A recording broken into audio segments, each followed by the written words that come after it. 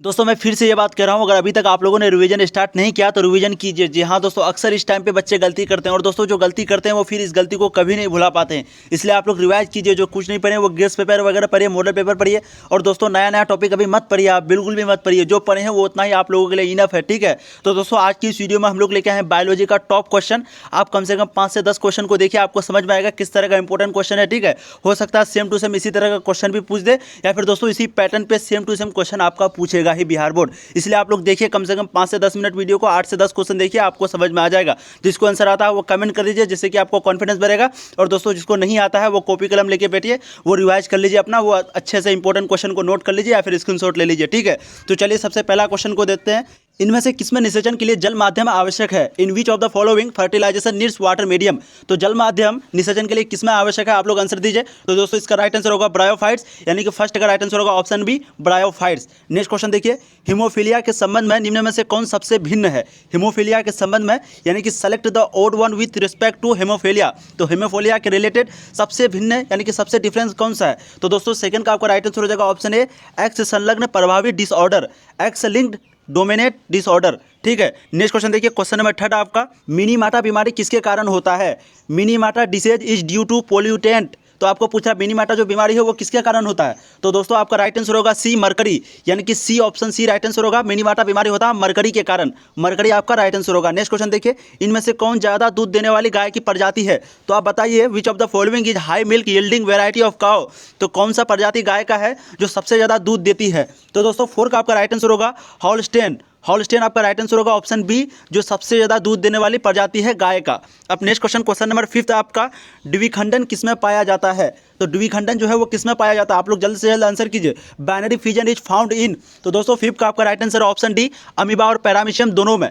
Amoeba में भी पाया जाता है, पैरामीशियम में भी, ठीक है। तो यहाँ पर है अमीबा और पैरामीशियम दोनों में। अगर एक ऑप्शन रहे तो आपको अमीबा देना है या फिर पैरामीशियम देना है, जो ऑप्शन में रहेगा। अगर दोनों रहे तो आपको यहाँ पर डी देना है, अमीबा और पैरामीशियम दोनों में, अगर ये दिया हुआ रहे तो। अब नेक्स्ट क्वेश्चन देखिए, क्वेश्चन नंबर 6 आपका, XXXO टाइप में लिंग निर्धारण में in the XXXO type of sex determination is. तो आपको यहाँ पर पूछ रहा है XX और XO में लिंग निर्धारण क्या है, यही आपको पूछ रहा है, क्या लिंग निर्धारण है? तो दोस्तों 6 का जो राइट आंसर है वो है ऑप्शन ए, मादा सिर्फ एक प्रकार के अंडे देती है। तो XX और XO में मादा सिर्फ एक प्रकार के अंडे देती है, female produce only one type of eggs. तो आपका राइट आंसर ऑप्शन ए होगा 6 का।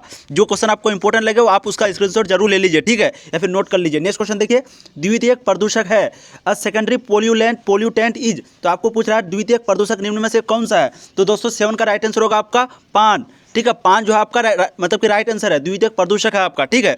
नेक्स्ट क्वेश्चन, क्वेश्चन नंबर 8 आपका, ताइचुंग वन किसकी किस्म है? Taichung native is a variety of. आपको यहाँ पर पूछ रहा है ताइचिंग वन किसकी किस्म है? तो दोस्तों इसका राइट आंसर होगा धान, यानी कि धान की किस्म क्या है?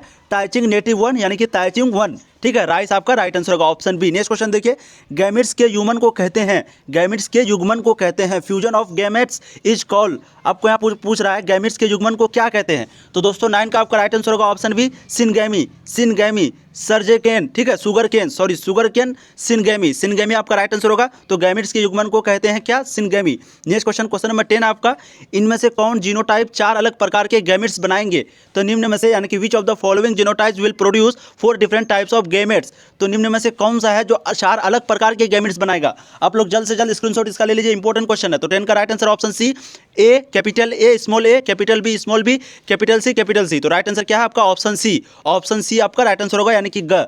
नेक्स्ट क्वेश्चन देखिए, पारिस्थितिक तंत्र या फिर इकोस्टिक सिस्टम शब्द का प्रयोग सर्वप्रथम किसने किया था? तो इसका प्रयोग जो है, इस दोनों वर्ड का प्रयोग सबसे पहले किसने किया था? आप लोग जल्दी से कमेंट कीजिए, who propose the term ecosystem? तो दोस्तों 11 का आपका राइट आंसर होगा ऑप्शन बी टेंसले ने, यानी कि टेंसले जो है सबसे पहले इस वर्ड का यूज किया था, पारिस्थितिक तंत्र और इकोसिस्टम का। अब नेक्स्ट क्वेश्चन, क्वेश्चन नंबर 12 है आपका, अलैंगिक जनन द्वारा हजारों पौधों को उत्तक संवर्धन की कौन सी विधि से बनाया जाता है? Method of producing thousand of plants through tissue culture is called. तो आपको पूछ रहा है, जब अलैंगिक जनन के द्वारा हजारों पौधों को जो उत्तक संवर्धन की कौन सा विधि है जिससे कि बनाया जाता है? तो दोस्तों 12 का आपका राइट आंसर हो जाएगा आपका सूक्ष्म प्रजनन, यानी कि ऑप्शन ए सूक्ष्म प्रजनन, माइक्रो प्रोपेगेशन। तो आपका राइट आंसर क्या होगा? ऑप्शन ए सूक्ष्म प्रजनन, इसी के द्वारा अलैंगिक जनन कराई जाती है। नेक्स्ट क्वेश्चन देखिए, इनमें से किसे बंगाल का आतंक कहा जाता है? Which of the following is called terror of Bengal? तो किसे कहा जाता है आतंक? काफी इंपॉर्टेंट क्वेश्चन दोस्तों, मैं आप लोगों को करा रहा हूँ, लगभग ये सब क्वेश्चन पूछता ही है। तो दोस्तों 13 का आपका राइट आंसर है ऑप्शन बी जलकुंभी, जल कुंभी आपका राइट आंसर है, यानी कि वाटर हाइसिंथ,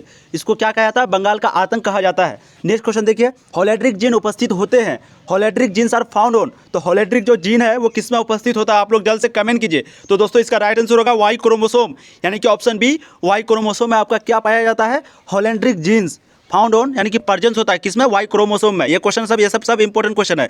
नेक्स्ट क्वेश्चन देखिए, क्वेश्चन नंबर 15, अम्ल वर्षा का कारण है acid rain is caused by. दोस्तों ये क्वेश्चन तो लगभग हर बार रहता है, तो अम्ल वर्षा का क्या कारण है, आप लोग जल्द से जल्द कमेंट कीजिए। तो दोस्तों 15 का राइट आंसर ऑप्शन है SO2 SO3, तो अम्ल वर्षा यानी कि एसिड रेन का कारण है SO2 और SO3। नेक्स्ट क्वेश्चन देखिए, कृत्रिम वीर्य सेपन का उपयोग नहीं किया जा सकता, artificial insemination can not be practised in. आपको यहाँ पर पूछ रहा है कि कृत्रिम वीर्य सेचन का उपयोग नहीं किया जा सकता है, किसमें नहीं किया जा सकता है। तो दोस्तों 16 का आपका राइट आंसर हो जाएगा ऑप्शन सी, मछली में, फिश में। Artificial insemination can not be practised in fish, ठीक है, तो वीर्य सेपन का उपयोग नहीं किया जाता है मछली में।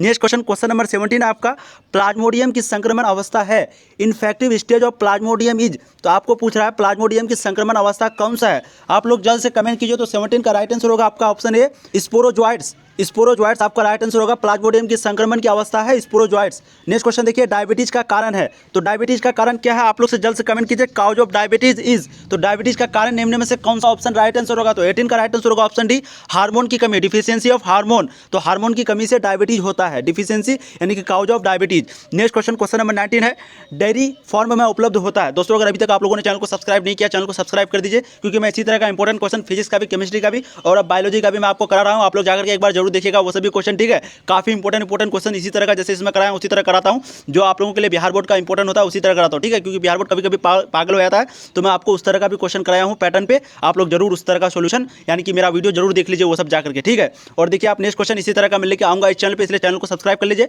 ताकि ये 2-3 दिन में और मैं इंपॉर्टेंट से इंपॉर्टेंट क्वेश्चन लेके आऊंगा इसी चैनल पे, और आपको आंसर की भी मिलेगा जब आपका एग्जाम होगा तो, ठीक है। तो आप देखिए, डायरी फॉर्म में उपलब्ध होता है, what is available in dairy farm, तो डायरी फार्म में क्या उपलब्ध होता है, आप जल्द से जल्द कमेंट कीजिए। तो दोस्तों 19 का आपका राइट आंसर हो जाएगा ऑप्शन डी, सभी, दूध भी, मक्खन भी, पनीर भी, मिल्क, बटर, चीज, तो ऑल, तो डायरी फॉर्म में सभी उपयोग यानी कि उपलब्ध होता है। अब नेक्स्ट क्वेश्चन, क्वेश्चन नंबर 20 है, टी सेल्स उत्तरदायी है, T cells are responsible for. आपको पूछ रहा है टी सेल्स किसके लिए उत्तरदायी है, किसके लिए रिस्पॉन्सिबल है। तो दोस्तों 20 का आपका राइट आंसर हो जाएगा सेल मेडिएटेड प्रतिक्रिया हेतु, यानी कि option B, cell mediated immune reaction, cell mediated प्रतिक्रिया हेतु। तो आपका राइट आंसर होगा टी सेल्स किसके लिए उत्तरदायी है, सेल मेडिएटेड प्रतिक्रिया हेतु। अब नेक्स्ट क्वेश्चन, क्वेश्चन नंबर 21 है आपका, आप लोग का ज़्यादा टाइम नहीं लूंगा।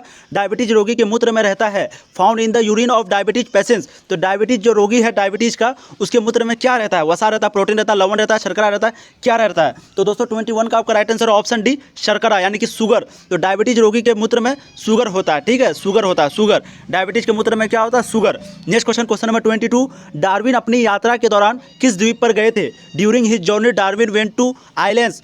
तो आपको पूछ रहा है डार्विन जब अपना यात्रा में था तो उस समय वो किस द्वीप में गया था, कौन सा आइलैंड में गया था, ठीक है। तो दोस्तों 22 का आपका राइट आंसर होगा ऑप्शन ए, गोलापैंगो द्वीप, गोलापैंगो, गैलापैंगो द्वीप, ठीक है। यहाँ पर देखिए गैलापैगोस इंग्लिश में उसे कहते हैं, या फिर हिंदी में आप गैलापैंगो द्वीप कह सकते हैं। अब नेक्स्ट क्वेश्चन देखिए, क्वेश्चन नंबर 23 आपका, लगभग कितने वर्ष पूर्व पृथ्वी पर जीवन का प्रथम कोशिकीय रूप प्रकट हुआ था, ये क्वेश्चन तो पूछता ही है। नेक्स्ट यहाँ पर देखिए, first cellular form of life appeared on earth about dash years ago. तो आपको पूछ रहा है कितने वर्ष पहले पृथ्वी पर जीवन का प्रथम यानी कि सबसे पहले कोशिकीय रूप प्रकट हुआ था। आपको यहाँ पर यानी कि डेट पूछ रहा है, ठीक है, यहाँ पर कितना ईयर पहले, कौन सा कितना वर्ष पहले। तो दोस्तों 23 का राइट आंसर हो जाएगा ऑप्शन सी, 2000 मिलियन, 2000 मिलियन पहले यहाँ पर क्या हुआ था, कोशिकीय रूप प्रकट हुआ था, प्रथम कोशिकीय रूप। नेक्स्ट क्वेश्चन, मानव का विकास कहाँ हुआ था, अमेरिका में, अफ्रीका में, यूरोप में, एशिया में, यह क्वेश्चन तो पूछता ही है। ह्यूमन अराउज इन, दोस्तों मैं पूछता ही मतलब ये कर रहा हूँ कि काफ़ी इंपॉर्टेंट क्वेश्चन है ये सब क्वेश्चन, ठीक है, जो मैं बोल रहा हूँ आपको। तो ह्यूमन जो है सबसे पहले कहाँ विकास हुआ था, ह्यूमन का, आदमी का, ठीक है। तो दोस्तों 24 का राइट आंसर हो जाएगा option B,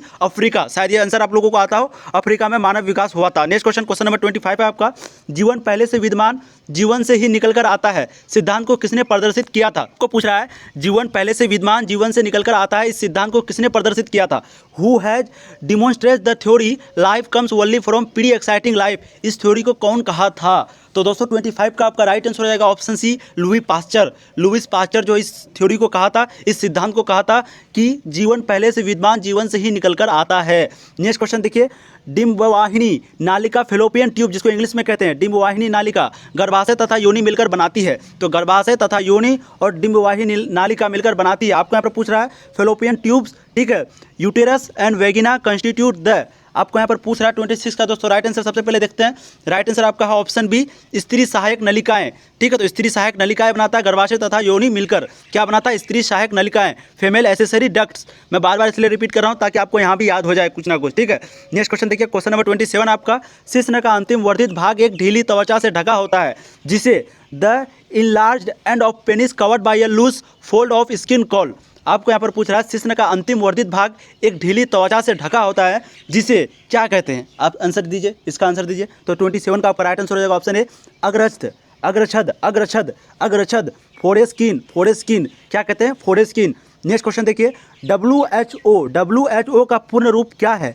who refers to full form of who is. तो आपको पूछ रहा है WHO का है, तो इसका आंसर तो आप लोग को आता ही होगा, आप लोग कमेंट कर दीजिए सिंपली।